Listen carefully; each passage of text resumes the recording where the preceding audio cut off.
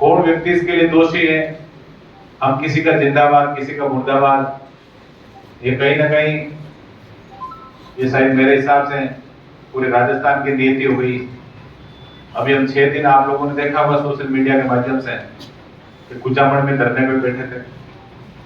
रात को एक मेरे इलाके का बिजली का मामला था, तड़के 4 बजे तक हम लोग वहां पे धरने पे बैठे।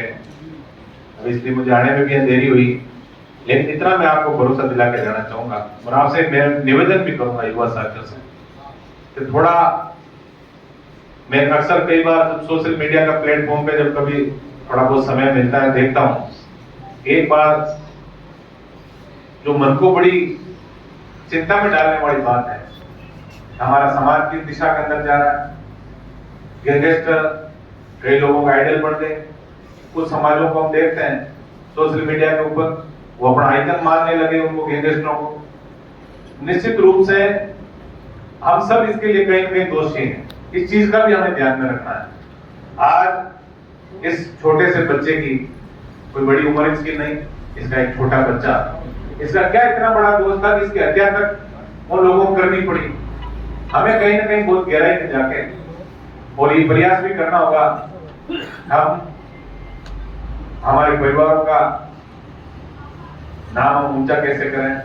हमारा प्रयास है कि तो निर्दोष व्यक्ति कोई भी, क्योंकि अक्सर ये होता है कि गांव में पहले कहते थे कि सूर चढ़ के चले जाते हैं, पाड़े जो आलसी होते हैं उनको फिर कूटते हैं अपने लोग। ऐसा भी नहीं होना चाहिए। जिस व्यक्ति ने अपराध किया उसकी स्थिति, उसका स्थान जेल के अंदर, और निर्दोष को हम लोग नहीं फंसाएं, क्योंकि ये परंपराएं भी कई जगह हमने देखी है।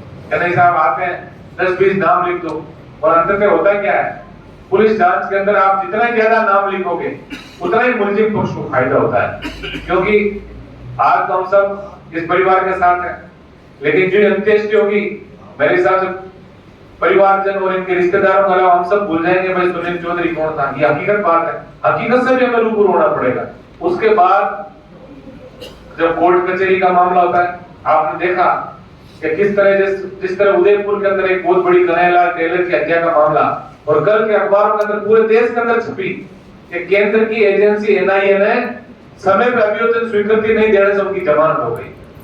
आज हम लोग किस दिशा के अंदर जा रहे हैं, तो हमें पुलिस का भी सहयोग करना है इस मामले के अंदर। हमें पुलिस के और प्रशासन के अधिकारियों से भी बात करेंगे, और हमारा जो एक शांत इलाका हुआ करता था बालाजी महाराज जिस पावन प्रांगण में हम लोग खड़े हैं, और किसकी ये नजर लगी राजस्थान को, क्या जहां भी अखबार खोलते हैं सुबह खून, हत्या, बलात्कार, गैंगरेप, इनके अलावा कुछ पढ़ने को अच्छी चीजें नहीं मिलती।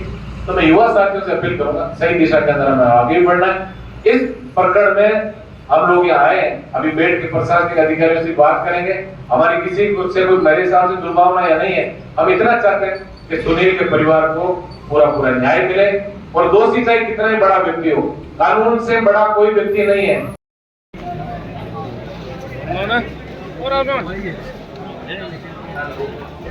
सब भाई एक बार बैठ जाए वार्ता के लिए बैठ जाओ, व्यवस्था बनाए रखें भाई, लोगों बैठ जाओ, सबको बता दिया जाएगा क्या बात हुई है।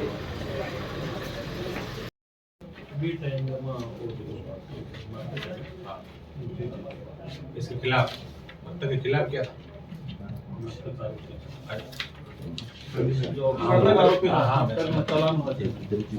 कराया था बीच में 11/5 महीने को 11 तारीख को हम एप्लीकेशन लेके आए थे।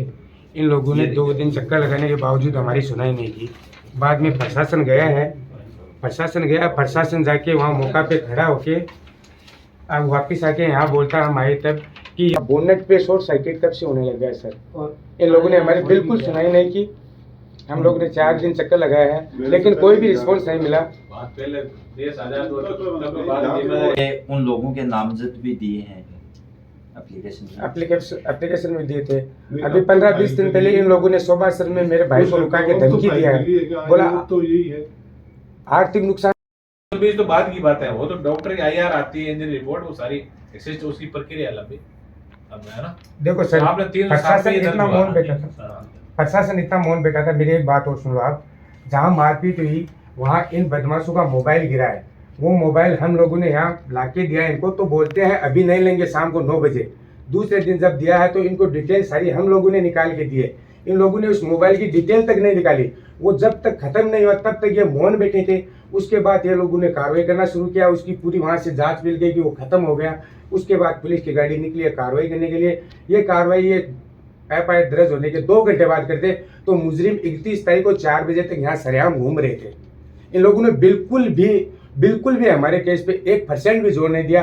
उसके मरने का इंतजार कर रहे थे कि क्या पता क्या इनका था। मोबाइल में 2 सिम थी, एक की डिटेल तो हमने दी है, एक सिम का इन लोगों ने नंबर तक नहीं खोजा, कौन था क्या था अभी तक। माँ 10 साल पहले खत्म हो गए। घर में कमाने वाला सिंगल पर्सन था। अब उस घर का गुजारा कैसे होगा सर, आप बताओ आप मेरे को। इन लोगों को क्या गया, ये तो संपन्न परिवार से हैं। उसके घर का देखो ना एक बार हालत देखो। षड्यंत्र से तो है ही, ये खेत में से चला है तब वहाँ से टेलीफोन किया है। मैं 8:30 बजे ऑटो चलाता हूँ, मैं सालासर में रहता हूँ, दुकान भी है। मैं गया हूँ एक गांव के पास में टंकी है, वहाँ 2 लड़के खड़े थे। मैं गांव का बंद किया, मैं रोक के विचार किया, मैं वही थी दूसरे गांव का लागू किया खड़े हो। फिर माँ सोचो कि शराब पीड़ा है, उसका पक्का ध्यान रखा है। हाँ मैं निवेदन करूँ, जैसे हम ले अभी उनसे इन्वेस्टिगेशन का मौका नहीं मिला। मैं हम इसीलिए बैठे वो चीजें 302 के मामले में पहली बात तो है सिंपैथेटिकली कौन करना चाहता है। आप हम सारे यही चाहते हैं कि इनके साथ अच्छा जो घटना घटी है उसमें न्याय मिले। हाँ। उनके पास गाड़ी शिफ्ट गाड़ी में भी है, बैठ के गाड़ी से कोई पकड़ा तक देखिए कि गाड़ी वाड़ी होगी उस वो हम तो ये वेट कर रहे हैं कि उनसे थोड़ा सा मजा के पूछ के आ रही चीजें गाड़ियां थे आ जाएगी। अपने इस परिवार को छोड़ो, अपने बस ईमानदारी से न्याय मिले। नहीं जांच किससे कराना चाहते उससे करा लो ना। कौन है क्या लिखा है मांग पत्र में, कुछ लिखा है ना? मांग पत्र दिया हुआ है। किससे जांच कराना चाहते हैं सर पढ़ लो। ये तो फिर इनसे करो सुनील जी से। वो आप एक सर इनका एक आरोप है 25 तारीख को घटना हुई, 25 को ये आए यहाँ पे एप्लीकेशन देने के लिए। यहाँ कोई क्या कोई कह रहा तो है बिल्कुल जांच करवा लेते 3 दिन में करा दो, करा करो के साथ करवा लेते। ठीक और इसकी सही जांच कराना है इसके लिए। बालाजी की नगरी में ऐसा नहीं हाँ, होगा नहीं, कर दो आप अपराध पे लग जाएगा। कोई बात है जी जी या इसमें फर्दर किसी ने शरण दी और दी जी। उनको किसी को हम बख्श हम यदि हमने तफ्तीश की तो हम बख्शेंगे। और यदि उच्च अधिकारियों से बात कर लेते हैं, आप सीओ साहब लक्ष्मणगढ़ का बोल रहे हो तो आप बताओ। पीड़ित परिवार बोल रहा है सर, हम नहीं बोल रहे। अपन सारे ही हैं, हमें अलग मत समझो। पीड़ित परिवार क्या था, कौन है लक्ष्मणगढ़ सीओ? किसी ने अपन ने ज्ञान दिया होगा, नहीं इनके साथ पढ़ा है तो आप मुझसे करा दें। परिवार को न्याय दिलाने के लिए बैठे हैं। अभी सारा बिंदुवार आपको हमारे एडिटर साहब बता देंगे आपको। मैं तो आपको ये इस चीज के लिए धन्यवाद दूंगा कि एक पीड़ित परिवार को न्याय दिलाने के लिए आप सर्व समाज के लोग पिछले 3-4 दिन से जो संघर्ष कर रहे हैं उसके लिए आपकी तरफ से जो मांग पत्र हमें दिया गया था उसमें जो मुख्य मांग ये थी कि लक्ष्मणगढ़ सीओ साहब है वो मामले की तफ्तीश करें। तो मेरी उच्च अधिकारियों से बात हो गई, IG साहब सीकर रेंज इसके लिए तफ्तीश चयन करेंगे, साहब से बात होगी तो ये आगामी जो तफ्तीश है वो लक्ष्मणगढ़ सीओ साहब करेंगे। ये मांग मान ली गई है साहब से जो फरमाया। दूसरा जो बिंदु है वो ये है कि जो आरोपी है उनको गिरफ्तार किया जाए और इसमें जिनकी भी संलिप्तता है उनकी भूमिका तय की जाए। तो इसमें मेरा निवेदन ये है कि जो मुकदमे में जो नामजद मुलजिम थे उनको गिरफ्तार कर लिया गया है। शेष मुलजिमान जो भी होंगे उनमें से किसी को भी नहीं बख्शा जाएगा, ये मैं आपसे वायदा करता हूँ। चाहे लक्ष्मणगढ़ सीओ साहब करे, वो हमारी रेंज के ही हमारे अधिकारी, तो उसमें किसी को भी रत्ती बदली इसमें नहीं बख्शा जाएगा। इसमें एक मांग ये थी कि जो सुनील सारण का जो परिवार है उनको और उनके जो विदेशी लोग हैं जो किसी को डर है तो उसकी सुरक्षा की जाए। तो मैं पूरा इंश्योर करता हूँ, हमने हमारे नंबर भी एक्सचेंज कर दिए। दूसरी बात, इस गांव में और इस इलाके में हम गश्त और चौकी चौकी की व्यवस्था करनी पड़ी तो वो भी हम आज असेसमेंट करके कर देंगे। तो ये सुरक्षा की जो बात है वो पूरी कर दी गई। इस परिवार को आर्थिक सहायता की बात थी, सरकार और सामाजिक रूप से इसमें 15 लाख रुपए तक की सहायता हम करवा रहे हैं। ये मांग इनकी वाजिब मांग है जो मान ली गई। इसके अलावा जिन भी थाने के जिन भी कर्मचारियों को इसमें इस प्रकरण में या अन्य कोई मामलों में जिनकी कोई भूमिका गलत भूमिका या जिनका कोई दोष मालूम होता है तो अगले 3 दिन में डिप्टी साहब इधर फिर उसकी जांच करेंगे और तब तक या आगामी जब तक जांच पूरी हो जाती है इस थाने से उनको हटाया जाता है। तो ये मुख्य मांगे थी जिनको मान लिया गया है और मेरा आप सबसे यही आग्रह है। सर, आंदोलन स्थल पर आए हैं, किस रूप से वार्ता हुई है, किन बिंदुओं पर सहमति बनी? देखिए, सबसे पहले तो मैं इस घटना की घोर निंदा करता हूँ। राजस्थान जैसा शांत प्रदेश जिस तरह अपराध के अंदर बहुत ऊंचे पायदान पर पहुँच रहा है, हम सब के लिए चिंता का विषय है। और चूँकि मैं एक जनप्रतिनिधि होने के नाते मेरी नैतिक जिम्मेदारी भी है कि हमें ये सबको मिलकर तय करना कि ऐसी घटनाओं की पुनरावृत्ति नहीं हो।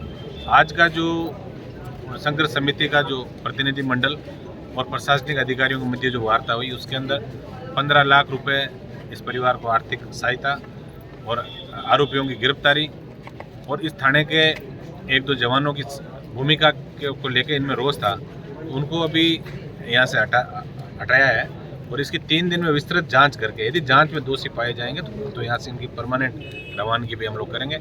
और ये सही बात है, हम सब की जिम्मेदारी भी है कि थाने के अंदर जो पीड़ित व्यक्ति आता है उसके साथ अच्छा व्यवहार भी होना चाहिए। एक पुलिस का और एक आम जन का जो है वो आपस में विश्वास भी कायम होना चाहिए। इसके अलावा जो भी वाजिब मांगे जो थी प्रतिनिधि मंडल की वो सारी बातें मान ली गई है और इसके बाद अब इस पार्थिव शरीर की अंत्येष्टि की परिवारजन करेंगे।